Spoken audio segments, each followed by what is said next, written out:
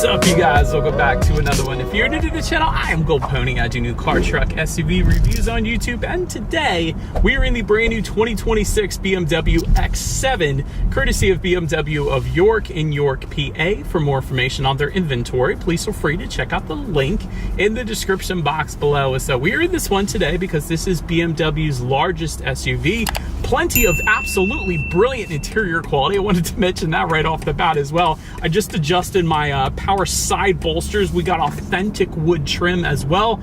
Gotta love that. But ultimately in this video, we will be testing out and going over everything about this one, from acceleration to braking, steering feel, ride quality, sound system, exhaust clip, all that fun stuff. So having said all that, what do you guys say? Let's just go ahead and jump right into it. And as always, let's start with pricing. So there are a couple different configurations for the 2026 X7. You got the xDrive 40i starting at $86,700, which by the way is a $3,200 bump from the 2025 model year. And then you have the M60i going for $113,900. And that one is a $3,000 bump from the 2025 model year. So you can imagine with those two different configurations, there are two different power plants for the X7 as well. First one, of course, belonging to the xDrive 40i. That one is powered by a 3-liter twin power turbocharged inline 6-cylinder, putting out 375 horsepower, 5,200 RPM, 398 pound-feet of torque, coming in at 1,800 RPM. That power is going to be sent to all four wheels through an 8-speed automatic with paddle shifters and launch control, believe it or not.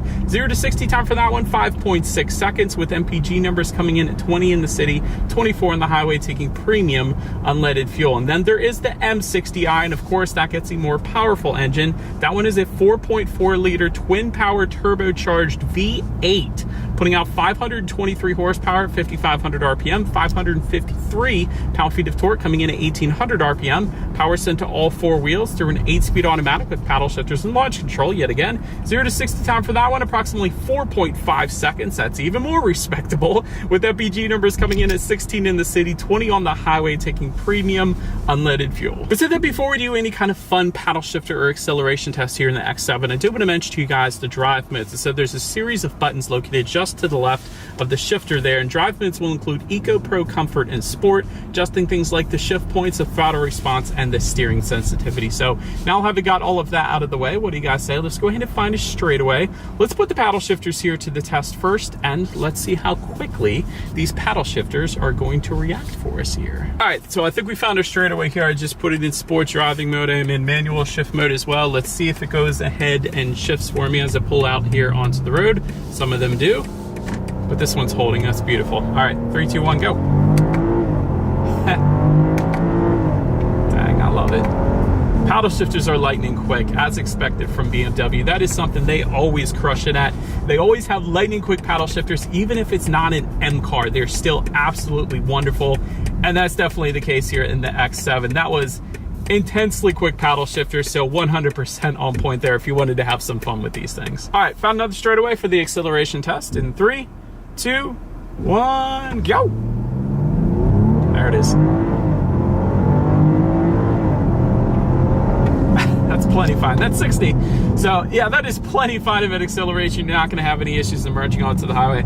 That's something I always say with BMW. Like, the M60 would be nice, but the xDrive 40i, that's incredible acceleration still in the xDrive 40i. So do you really need the M60? Probably not. Is it going to be more fun? Yeah, but this thing is perfectly fine. I would be perfectly content with this. This is plenty of an acceleration, and it's not like you use that acceleration all the time either. So anyways, to go along with that acceleration, as always, braking is equally important. And so 4-wheel ventilated disc brakes, of course, do come standard on the X7. As far as the 60-0 stopping distance goes, it comes in at an incredible 105 feet, which I don't know if I even believe, but as far as braking feel goes, it's great, actually. It's on the firmer side of things too, so wonderful braking feel in the X7 without a doubt. I just saw a rubber duck in a pool and I thought that was funny. But anyways, then touching on suspension and handling, up front you're going to get a double wishbone type front suspension. In the back, lightweight multi-link integral rear suspension, and perhaps my favorite part, a 2-axle self-leveling air suspension. And so That will adjust depending upon the drive mode that you put it in. So for example, if you put it in that sport driving mode, it's going to lower a little bit, giving you better aerodynamics. And then if you put it in comfort or eco pro, it's going to raise back up a little bit, but you can also manually adjust that. That button's located just behind that circular dial, which is a glass control, which I'll show you guys more in a little bit here. We got glass controls on this thing, but you can manually raise and lower that if you wanted to, if you knew you're going into a gravel driveway or something like that. But also though, for the M60i, I wanted to mention you get rear axle steering with that, which I think I first saw on a Maybach S-Class, so that is pretty cool. And also with the M60i, you get an M Sport differential, which essentially helps distribute power between the rear wheels to help prevent understeer. But overall, as far as ride quality goes, that's one of the first things I noticed when I got in this one. This is an incredible ride quality here, and that makes sense with the 2-axle self-leveling air suspension. That is what you're going to get with the air suspension. So 100%, you can't get much better with the ride quality when it comes to the X7. The other cool thing is with the steering feel, it is going to adjust dependent upon the drive mode that you put it in. So if, move squirrel, oh my gosh. So if you want to have your steering feel, put it in that sport driving mode. If you wanted a kind of looser steering feel, you can put it in comfort or eco pro. So it's got something for everybody, which I'm a big fan of. Touching on cabin noise, we're not going that fast right now. We're going like 20 miles per hour, but I will say it is an incredibly serene cabin, even at faster speeds. Acoustic laminated glass, of course, does come standard on the X7, so it is going to be an incredibly serene cabin there. Touching our rear visibility, looking at my rear view mirror there, I do have one headrest up in the third row, and I will say that third row headrest, it is going to impede visibility a little bit. So if you don't have any third row passengers, just simply put them down, and it kind of looks like the X5 I just got done driving. So rear visibility for what this vehicle is not that bad, so I don't have any issues there. Rain sensing windshield wipers, touching on forward visibility, also comes standard on the X7. So whenever this thing detects any kind of mist or rainfall, it's going to automatically turn on those windshield wipers for you. Kind of like automatic headlights, just one less thing you got to worry about there. And I did want to also mention there is a head-up display that's going to come standard on the M60i, and it's with the premium package for the xDrive 40i that we have with us here today. So let me take off my sunglasses. Right now I am looking at my speed limit, and it's this cool little design just above that as well. And the other cool thing about BMW, they do this better than anybody else. When it comes to the head-up display, if you were to change the drive mode, I just put it in sport, it's going to project a completely different look on the head-up display, and it's also going to tighten up the side bolsters, I just found out too, which is pretty cool. So, and then Eco Pro is going to give you a completely different look yet again on the head-up display. So a lot of times when you change the drive mode, it adjusts the gauges, but you never see it adjust the head-up display as well. So 100% huge fan of that. But that pretty much rounds out the performance segment of this review, guys. Let's now go ahead and take a look at the exterior of our brand new 2026 BMW X7. All right, so here she is, you guys, the new 2026 BMW X7, finished in mineral white metallic, in case you wanted the exact exterior color name, which by the way is a free paint color, and I think it looks pretty darn good on the X7. But as far as the colors go for 2026, Amatrin red metallic is gone. That's really the only color change for this year. But as always, let's go ahead and start with where the X7 is made. Taking a look at the VIN, first character is the number 5, indicating that the X7 is built and assembled in the US, specifically South Carolina, in case you were curious. But starting up front, you do have that BMW active kidney front grille, meaning those front shutters are going to open and close dependent upon the engine cooling that is needed at any given time. And that's going to be finished in a satin chrome or gloss black surrounds, dependent upon the configuration that you go with. Going to get some body colored accents coming standard, and the body colored front lip for the 40i trim, and then gloss black accents for the M60i and the M Sport 40i. You do have some front air curtains there just underneath the headlights, helping direct air around the wheel and tire combination for a little better aerodynamics. Then touching on the headlights a little bit, they are full LED headlights with LED daytime running lights. Get the automatic feature. You also get automatic high beams. So if you have your high beams on at night and it senses the vehicle coming in the opposite direction, it's going to automatically dim them back to low beams, and when that vehicle is gone, it's going to automatically bounce it back up to high beams. Did want to also mention though, there is an option, I think I reviewed it last year, there's crystal headlights, and they really do look like crystals, but that goes for $2,100 if you wanted to be all fancy. But that pretty much rounds out the front end. Let's now go ahead and swing around to the side. All right, so now since we are around to the side of this one, another very nice look all the way to the top, aluminum or gloss black roof rails. depending upon the configuration that you go with. It's going to be the same deal for the window surrounds. Rear privacy glass does come standard, body colored, power adjustable side mirrors. They will be heated with LED integrated turn signals, and they're going to be power folding then as well. You get non-functional accents on those front fenders. I wanted to mention that because sometimes people are going to be like, does it have any ventilation? Nah, this is just a look. But anyways, I do like the, you do have integrated running boards a little bit, so I thought that was a pretty cool look and very functional there. By the way, body colored side skirts and fender surrounds do come standard on the X7, even with luxury automakers. That isn't always the case. A lot of times they're going to be finished in a matte black, so I'm a huge fan of that look. And then taking a look down at the wheel setup, 21-inch alloys do come standard. However, there are 21-inch, 22-inch, and 23-inch actually designs available to really customize this one and make it your own. But that pretty much rounds out the side profile. Let's now go ahead and swing around to the back. All right, so now since we are around to the back of the X7, all the way to the top, body color shark fin antenna. Just below that, rear spoiler with an integrated brake light. You got the rear window wiper back there. That is a massive rear window wiper, good grief. Probably the biggest rear window wiper I've ever seen in the back. But LED taillights do come standard. You gotta appreciate that. Got the trim level badging found on the rear liftgate there as well. And then my favorite part in the back, at least, all the way to the bottom, you do have integrated dual exhaust outlets with either chrome or gloss black tips. And I love how they're integrated into the rear bumper. That is the best look. But as always, here is that exhaust clip.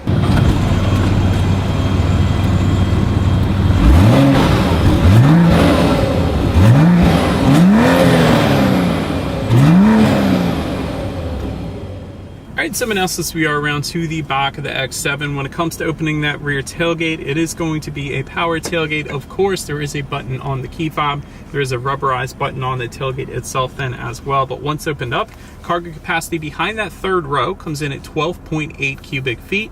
If that was not enough space, of course, the third row does fold down. It's going to bump that up to 48.6 cubic feet.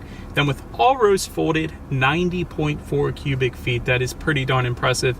By the way, there were buttons found in the cargo area to go ahead and fold down those rear seats. That made that super simple, but the lower carpeting comes standard back there. I always love that feature with BMW. That's so nice. But do get a cargo cover back there. There is LED cargo lighting found in that cargo area as well. Grocery bag hooks are available, tie down anchors as well. There's some netted storage, 12-volt power outlet, and if you were to lift up underneath of that cargo floor, there is a little bit of in-floor storage. Also a place to kind of store the cargo cover in there as well. But now let's go ahead and make our way to the third row legroom. I'm gonna test this out for you guys if I can. 33.3 inches is what that number comes in at. For reference, I'm an even 6 feet tall. This is how much space I had in the third row there. Do have some cup holders back there. Of course, there is rear ventilation. There's climate control specifically for those third row passengers. You gotta love that.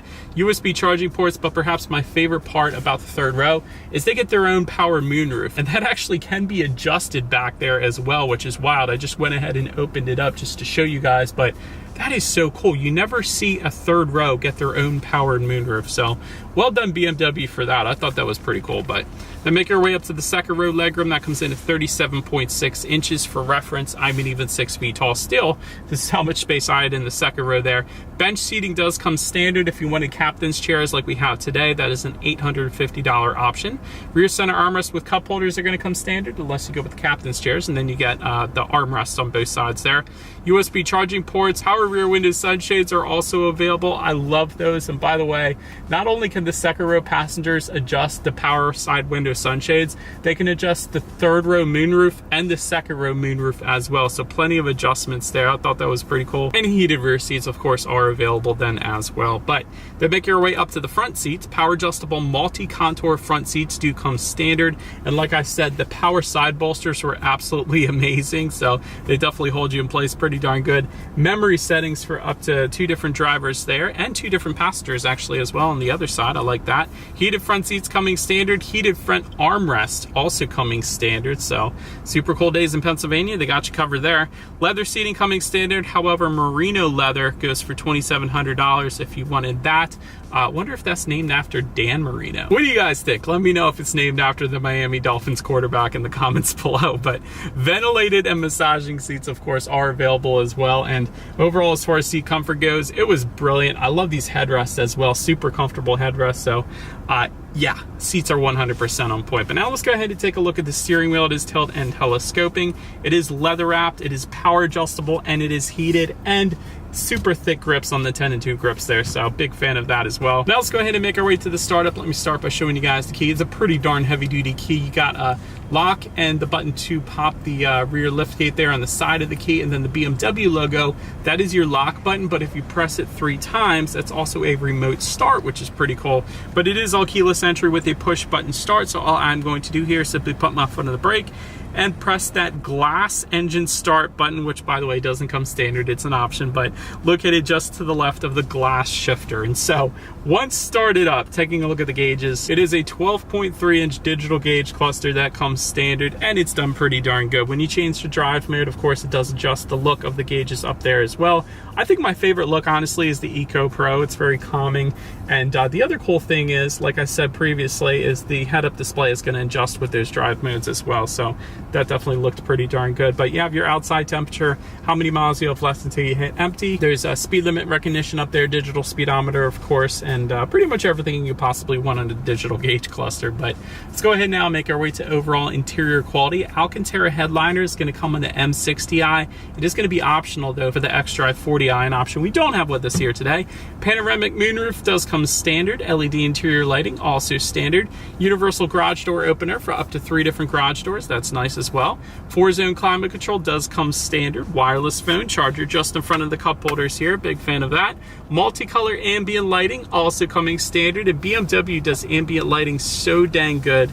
Let me actually go ahead and go into interior lighting here. I'll go to ambience. We're going to go ahead and turn up the color here because I always like bright ambient lighting, and I think we're going to make it match the color of the seats here. I think that would look pretty darn good. But also when it comes to interior finishes, you have your choice from either an authentic wood finish, carbon fiber, piano black finishes, so a bunch of different options there. And we have the authentic wood finish, and it's kind of a matte texturized wood, so definitely a fan of that. The other cool thing is just below that matte wood finish here, you have the X7 logo just above the passenger side glove box, and it's backlit with the ambient lighting color that you select. So like I said, we kind of selected that tan color to match the seats. By the way, this cognac color seats, they're absolutely amazing. Got more authentic wood trim found in the doors as well. Aluminum speaker covers, I also wanted to mention that just below that wood trim. So 100% on point when it comes to interior quality as expected. And again, the glass controls, that's going to be for the engine start button, the shifter here, and the circular dial. I think that's like a $700 or $800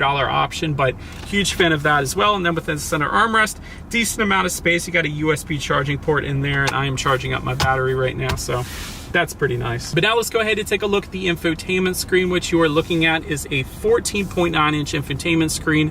You can adjust it through a touchscreen, of course, or there is a circular dial and buttons. Either way is perfectly fine. Bluetooth and audio streaming with that. Android Auto, Apple CarPlay, which by the way is wireless. That's pretty cool. Factory navigation system up there as well. You can adjust your climate control settings up there, your ambient lighting settings, like I was saying. There's Spotify, there's YouTube. Let me go up a little higher. There's Alexa. But the one major change for 2026 is gesture control, unfortunately, is now gone. And I know a lot of people said that didn't always work perfectly, and although it didn't, it was still fun. I absolutely loved it. I actually thought all vehicles should have gesture control because it was such an easy way to turn up and down the radio. That's what I used it for, so I was a big fan of it, but it is gone for this year. But you could also check out your radio information up there as well. So when it comes to the sound systems, there are 2 of them. You're going to find a 10-speaker hi-fi sound system with 205 watts coming standard, or there is a 16-speaker Harman Kardon sound system that comes standard on the M60i. It's going to be optional on the xDrive 40i, an option we do have with us here today. So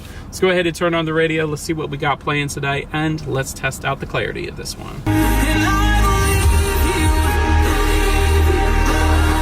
I love that. Like, when you have a sound system that good, it completely takes you to a different world. It makes you forget about your workday and everything else in the world. That was brilliant. Like, incredible 16-speaker Harman Kardon sound system. 100% would recommend that one. That was a brilliant sound system for the X7, without a doubt. The bass was just, it was coming at you from all directions. Clarity was 100% on points, but the bass was done beautifully.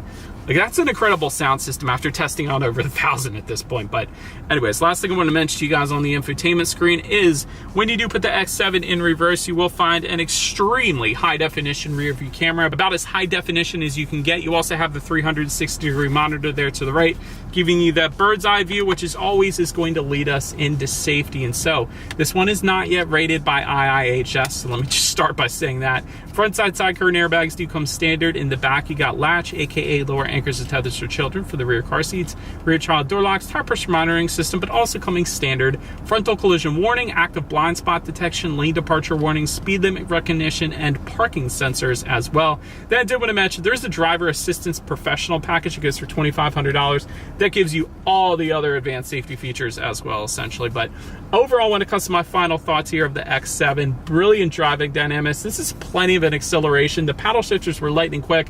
Braking's 100% on point. The ride quality is incredibly smooth thanks to the 2-axle self-leveling air suspension. So brilliant driving dynamics. Very nice cargo space, 90 cubic feet. If you guys know, that's more than the Kia Telluride, the Hyundai Palisade, the Honda Pilot, the Toyota Highlander. I could probably keep going on and on. It's a decent amount of space for sure.